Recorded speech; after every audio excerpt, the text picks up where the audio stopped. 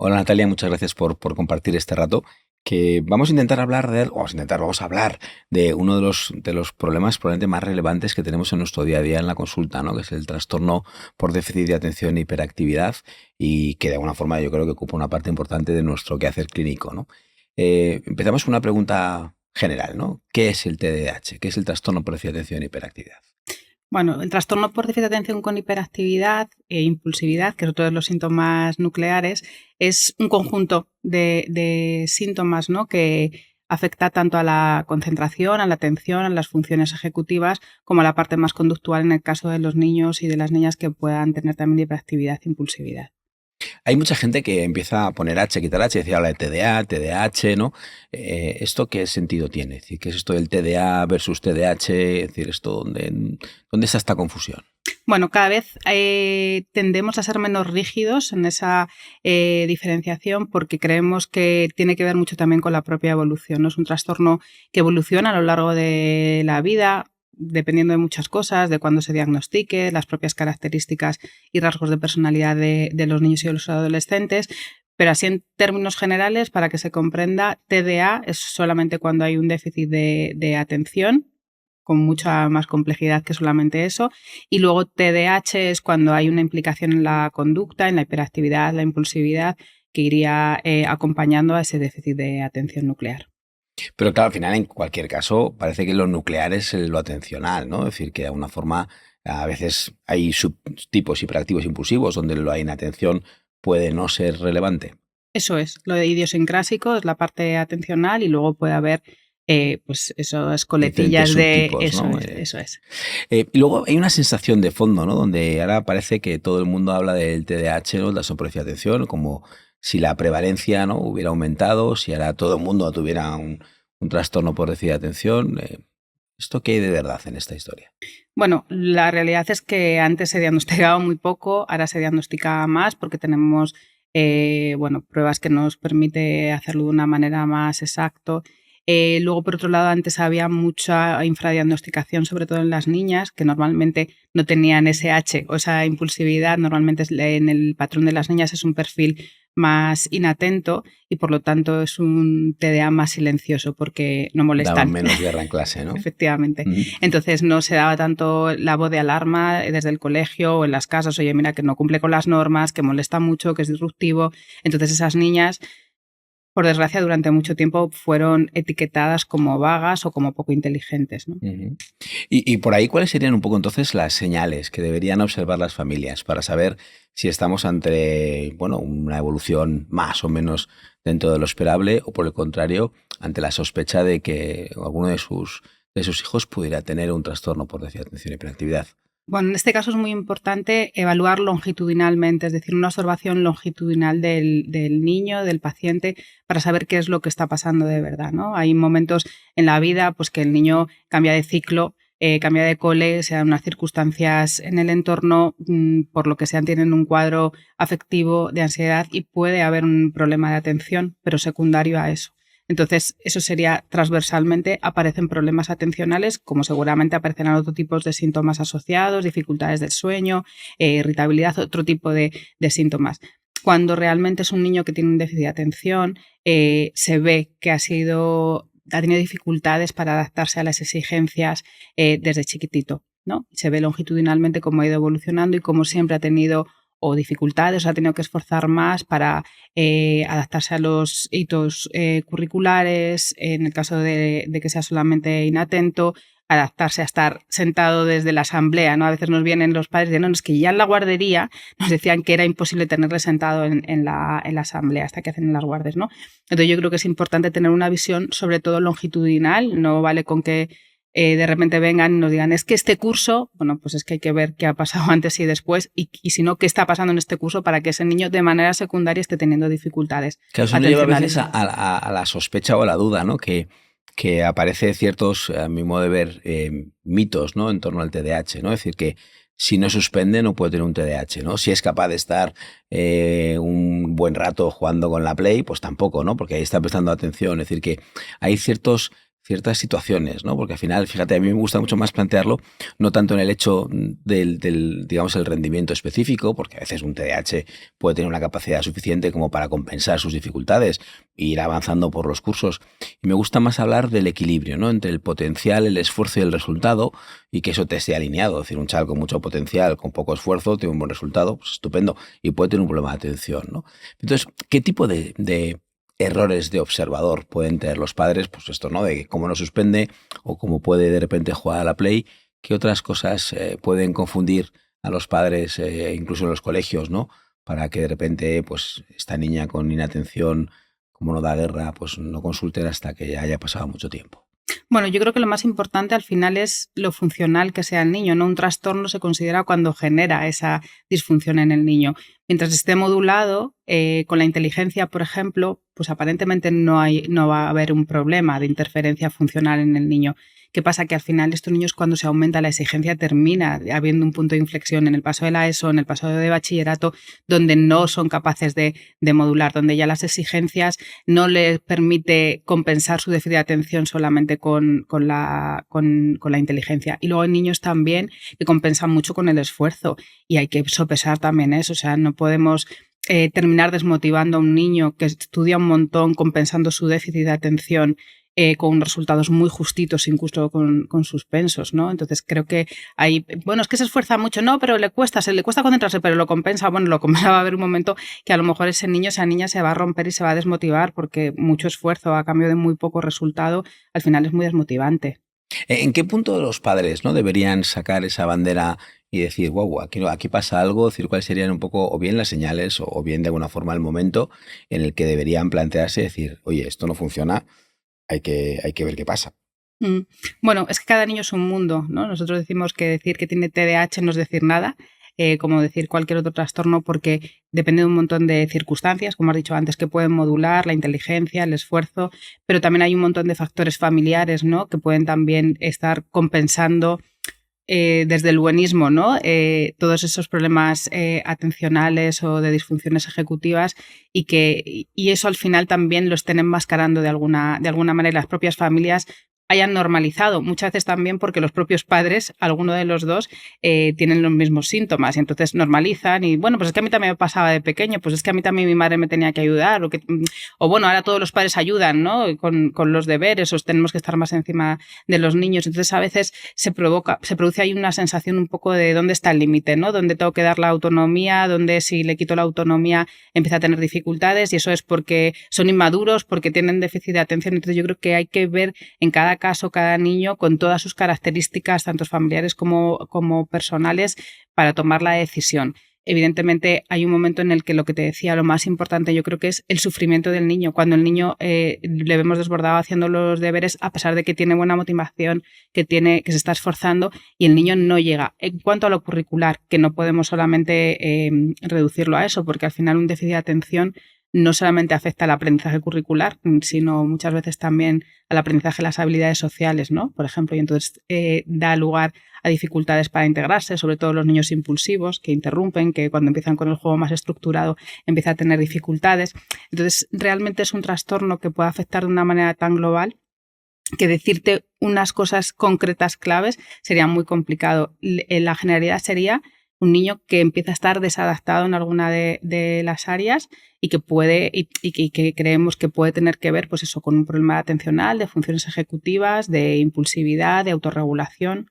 Claro, con lo cual al final lo que tenemos es que ayudar a esos padres a observar, ¿no? Que el niño no solo notas, ¿no? Que también tiene que ver cómo se relaciona con los iguales y con los mayores, y sobre todo cómo funciona en casa. Y cuando de repente empezamos a ver un patrón estable, ya sea porque le cuesta terminar tareas, ya sea porque hay que estar muy encima de él para que haga los deberes, ya sea porque las rutinas le cuestan un mundo y esto empieza a generarle, ¿no? Esa disfunción, pues evidentemente quizás ese sea el punto de decir, oye, algo no está funcionando bien, ¿no? Porque a veces también nos encontramos con esos chavales que en el fondo ellos quieren, ¿no? Diciendo, lo intentan, ¿no? Y además esa sensación de, es que cuando quiere lo hace, ¿no? Y esto, ese estilo atribucional, ¿cuánto daño ha hecho a tantos niños, ¿no? Así es. A ver, es que el factor motivacional a todo el mundo nos afecta, ¿no? Y me das un libro de economía y seguramente a las 2 hojas me habría estado dormido. Y sin embargo, si me das un libro de algo que me gusta, pues me puedo estar toda la noche sin dormir. Pues estos niños exactamente igual, la motivación Incluso más, funciona. ¿no? A veces incluso se da el Sí, hiperfoco, ¿no? Si de repente efectivamente, esto les gusta, de repente ahí están efectivamente. con mucha más capacidad incluso que sus compañeros en esa tarea, y otras que no le gusta, le cuesta un mundo, ¿no? Pues tareas Mm. aparentemente más sencillas. Eso, y luego también la característica de la tarea, ¿no? ¿Cuántos padres nos encontramos que dicen, no, tiene déficit de atención porque con la consola puede estar horas y horas? Mm. Ya, y yo les digo, bueno, pensad que cerebralmente la estimulación no es lo mismo el profesor o una hoja llena de palabras que una pantalla con toda la estimulación, las luces, el tipo de imagen y demás, ¿no? El tipo de estímulo que evidentemente todos los que tienen déficit de atención no es una sordera absoluta, ¿no? Sino que entran en un umbral más alto de estimulación para poder atender. ¿Y cómo debería ser una evaluación? Es decir, porque a veces llegan los padres, ¿no? Que les han dado una escala, han contestado y parece que debemos, ¿no? Traducir la puntuación de la escala en miligramos de metilfenidato, ¿no? Yo creo que nada más alejado de esa realidad, ¿no? ¿Cómo debería ser la evaluación de una sospecha de un paciente con TDAH? Pues unido a lo que decíamos antes, tiene que ser una evaluación longitudinal. Esto es esencial para saber que realmente tiene un problema de atención primario y no es secundario a otra circunstancia clínica que esté sucediendo en ese momento en el paciente. Y luego después es muy importante no solamente pasar pruebas, no solamente cuestionarios que nos ayudan a entender qué está pasando, cómo se percibe esas dificultades en los diferentes contextos del niño, sino a tener una puntuación cuantitativa, pero también hay que pasarle pruebas neuropsicológicas sobre las diferentes áreas atencionales para ver no solamente si tiene dificultades atencionales, sino dónde y cómo está repercutiendo en sus funciones ejecutivas también y en su autonomía y en su adaptación global. Y luego hay que hacer una buena entrevista familiar para esa parte de exploración longitudinal de cómo ha evolucionado el niño, de cuándo empiezan a aparecer los síntomas, cuándo empiezan a ser interferentes. Y luego creo que hay que entender bien al niño, ¿no? En su complejidad, por lo que decíamos antes, porque evidentemente un niño con un CI más bajito va a tener más dificultades si antes, con un déficit de atención similar a un niño que tiene un CI de un 120, una inteligencia de 120, que pueda ir compensando. O un niño que tenga unos rasgos de personalidad o unos valores centrados en el esfuerzo, en la superación, pues puede ir compensando hasta un momento determinado, y otro niño pues que a lo mejor es más creativo o tiene otros intereses o que no es el estar delante de un libro, pues a lo mejor da la voz de alarma antes. Entonces hay que entender en la complejidad el niño, es lo que decíamos antes, decir que tiene TDA o TDAH es prácticamente no decir casi nada, ¿no? De un niño. Bueno, yo creo que al final, efectivamente, ¿no? Es decir, decías antes, ¿no? Un diagnóstico solo no dice mucho, ¿no? Es decir, ese diagnóstico está en una personita con unas características que unas le pueden ayudar a compensar y sus propias dificultades, y en otras al revés, ¿no? Pueden agudizar algunas de las dificultades. Una vez que ya hemos llegado a ese punto, tenemos digamos, ese perfil de análisis de habilidades, competencias dentro de un diagnóstico de TDAH. ¿Y ahora qué? Ahora, ¿cómo ayudamos a ese niño, a esa familia a lidiar con esta dificultad? Pues en función de lo que hayamos encontrado, más allá del déficit de atención, ajustaremos el tratamiento, ¿no? El tratamiento que está demostrado que funciona es el multimodal, es decir, el tratamiento farmacológico unido al tratamiento psicológico. En ese tratamiento psicológico depende, ¿no? Que hay una interferencia más incisiva en la parte de aprendizaje, pues tendremos que incidir, ¿no? Evidentemente, si es un niño que ya lleva arrastrando unas dificultades en la adquisición de la lectoescritura desde pequeñito, no podemos seguir avanzando en ese sentido sin intervenir ahí. Es un niño que lo que le pasa es que está teniendo problemas de autoestima porque no se está adaptando en la parte social, entonces tendremos que trabajar las habilidades sociales en un grupo de terapia o en terapia individual para luego poderle pasar a un grupo donde pueda entrenar de alguna manera en un contexto lo más natural posible. Entonces depende de lo que encontremos en esa evaluación inicial, tenemos que hacer un tratamiento individual, por lo que decíamos antes, ¿no? Ajustándonos a las características del niño, a dónde realmente se está generando la disfunción, la familia, el contexto. Es que hay muchas variables que tenemos que tener en cuenta para hacer un tratamiento individualizado y concreto para ese niño. Y todas ellas son importantes, es decir, has mencionado la terapia psicológica, has mencionado la farmacológica, has mencionado el trabajo con la familia y la escuela, ¿no? También habría que ponerla en esa ecuación. Habría que poner en esa ecuación también en la evaluación, que antes no lo he mencionado, ¿no? Porque además antes hablábamos de las familias, cómo las familias pueden darse cuenta. Pues a veces las familias tienen un hijo, dos hijos, tres hijos, y el marco de referencia es mucho más limitado que en los colegios. Los colegios siempre creo que tienen más capacidad en ese sentido, porque ven muchísimos niños cada profesor, de ver cuál es la norma, cuál es lo normal, qué niño está teniendo más dificultades dentro del aula. Entonces, evidentemente, en el colegio es muy importante, ¿no? Es muy importante las adaptaciones curriculares, es muy importante hacer pequeños cambios. Nosotros siempre los decimos en el cole, con pequeños cambios se consiguen grandes cosas. Y hay una cosa importante también creo que es tener en cuenta al niño en esas medidas que se tomen. No tanto, por ejemplo, los exámenes, que es algo como más privado, más silencioso, pero, por ejemplo, hay niños que les horroriza que les señalen, ¿no? En clase, o que les pongan en primera fila, así porque sí, porque parece un castigo, ¿no? ¿Quién pone en primera fila? El disruptivo, tal, ¿no? Pues es que a veces es al que tiene déficit de atención, y si tiene 5 niños delante, va a estar pendiente de cualquier cosa menos del profesor. Hay, sobre todo, que explicar bien a los niños las medidas que se tomen en el colegio para que ellos entiendan que no son castigos, no son señalamientos, sino que son herramientas de ayuda. Claro, hay un concepto que, ya que me conoces desde hace un tiempo, ¿verdad, Natalia? Que yo refiero mucho en torno al concepto del TDAH, que es, como yo lo explico, como un factor de riesgo evolutivo, ¿no? Porque estamos hablando del diagnóstico, el tratamiento, y ahora vamos a ver el otro punto de vista en el sentido de decir, bueno, vamos a esperar, ¿no? Vamos a no hacer nada, vamos a esperar a ver, ¿no? Porque él ya madurará, ¿no? Entonces, esa idea, el no hacer nada, ¿qué consecuencias puede tener? Bueno, hay muchos padres que a veces vienen y dicen, el niño está evolucionando bien, claro, no sabemos si es de la propia maduración o de la terapia. Y yo siempre digo, bueno, lo que no sabemos es qué hubiera pasado si no hubiera estado en terapia este tiempo, ¿no? Bueno, yo creo que es un planteamiento erróneo. Todo lo que vaya perdiendo en ese tiempo, en esa espera, ¿no? A ver si madura, que evidentemente son niños que está demostrado que hay una inmadurez cerebral y que llega a un punto en que terminan madurando, pero en esa ventana, ¿qué van a perder? No solamente a nivel curricular, que al final hay muchos niños que ya es lo de menos lo curricular, aunque entendemos que en el contexto social en el que vivimos es muy importante, es de adaptación social, de recursos a nivel de aprendizaje, de autonomía, de maduración, de un montón de áreas de su vida que se van a ir quedando atrás si no intervenimos a tiempo, ¿no? De hecho, la evolución de estos chicos está comprobada que es mucho mejor cuando el diagnóstico es más precoz, ¿no? Porque se puede intervenir antes y se puede ir amortiguando más y acompañando a todas las dificultades que vayan teniendo en la evolución durante la infancia y la adolescencia hasta llegar a la edad adulta.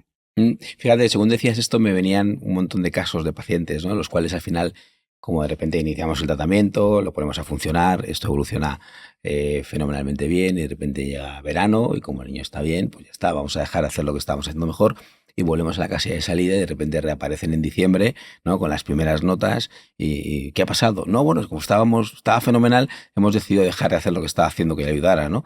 Eso es una decisión bastante frecuente por parte de muchas familias, ¿no? Y cuando todo va bien, ¿no? Lo achacamos a que tocaba que fuera bien, ¿no?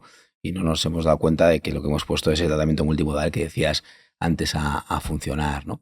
Un aspecto importante en la evolución de los TDAH, de las personas con TDAH, es la construcción del autoconcepto y la autoestima, ¿no? Es decir, ¿en qué sentido llevar en la mochila de la vida, ¿no? Un TDAH puede afectar o no a nuestra autoestima? Pues como todo en esta vida, según se enfoque, ¿no? Un niño con déficit de atención es un niño que tiene problemas para concentrarse, en fin, como otra característica más, ¿no? Evidentemente eso tiene un diagnóstico por la disfuncionalidad que genera por el contexto en el que vivimos. Un niño hiperactivo en el Paleolítico sería mucho más funcional que un niño de ahora que está 20 horas con las tecnologías, ¿no? Entonces, todo depende mucho del contexto. Yo creo que es el enfoque que le demos a estos niños. Es muy importante encontrar el equilibrio entre que entiendan lo que les pasa y no se justifiquen, ¿no? ¿Cuántos niños tengo en la consulta y de repente vienen, oye, que me ha hecho tu madre otra vez? Bueno, es que como tengo déficit de atención, tampoco podemos permitir eso, ¿no? Porque al final, efectivamente, construyen una autoestima desde, bueno, no puedo hacer nada, ¿no? Yo que tengo esta condición, no puedo hacer nada. Efectivamente, hay que enfocarlo como una condición, como una característica más. Y ellos tienen que hacerse responsables de eso, ¿no? Y saber que se tienen que esforzar un poquito más, como al que le cueste un poquito más hacer ejercicio o al que le cueste un poquito para conseguir estar al nivel del resto de los niños. Eso, el darles esa responsabilidad, ¿no? Como parte del problema que tienen, les autofirman bastante, les ayuda bastante a mejorar su autoestima, a no convertirlo en algo, pues eso, ¿no? No es que yo tengo déficit de atención como un lastre que tengan que... Es uno de los objetivos de la terapia, ¿no? Efectivamente. Es decir, de alguna forma ellos se hagan responsables de sus fortalezas y también de sus debilidades, ¿no? Y sepan Efectivamente. apoyarse en sus fortalezas y tratar de compensar sus debilidades, ¿no?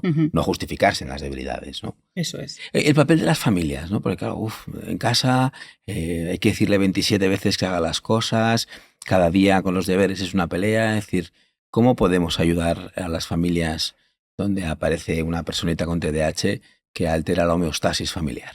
Bueno, yo creo que hay una cosa muy importante que es que los padres no hagan un ejercicio de culpa, ¿no? Es como este niño que he hecho yo, porque no consigue coger autonomía, porque yo siempre digo que los padres venimos con los recursos como los coches, ¿no? Con lo básico para educar a los niños muy, muy normalitos. En el momento que se sale un poquito de la norma, pues no tenemos por qué tener los recursos para hacer frente, ¿no?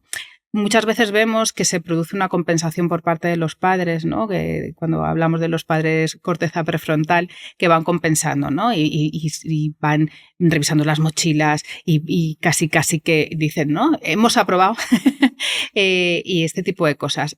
Al final eso es un parche para una temporada porque eso no vale para siempre. Y yo en este sentido cuento un caso que nos llegó, aparentemente un trastorno obsesivo compulsivo de un adulto que hacía poco que se había independizado y aparentemente era un trastorno obsesivo compulsivo. Y aquí viene también la importancia del diagnóstico longitudinal.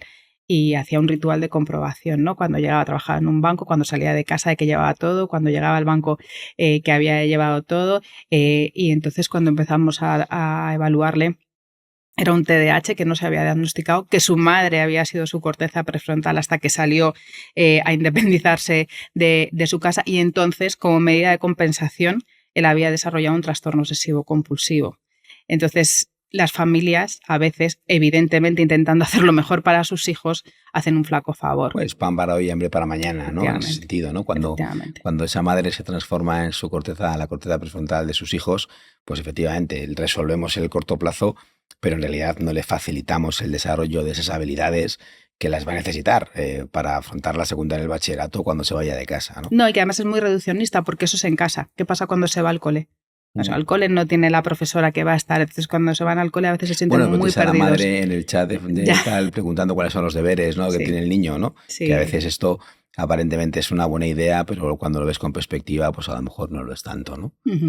Llegamos a la adolescencia, un momento fascinante de la vida, pero cuando llegamos a la adolescencia con un TDAH, ¿qué puede pasar? Cualquier cosa. Como con cualquier adolescente.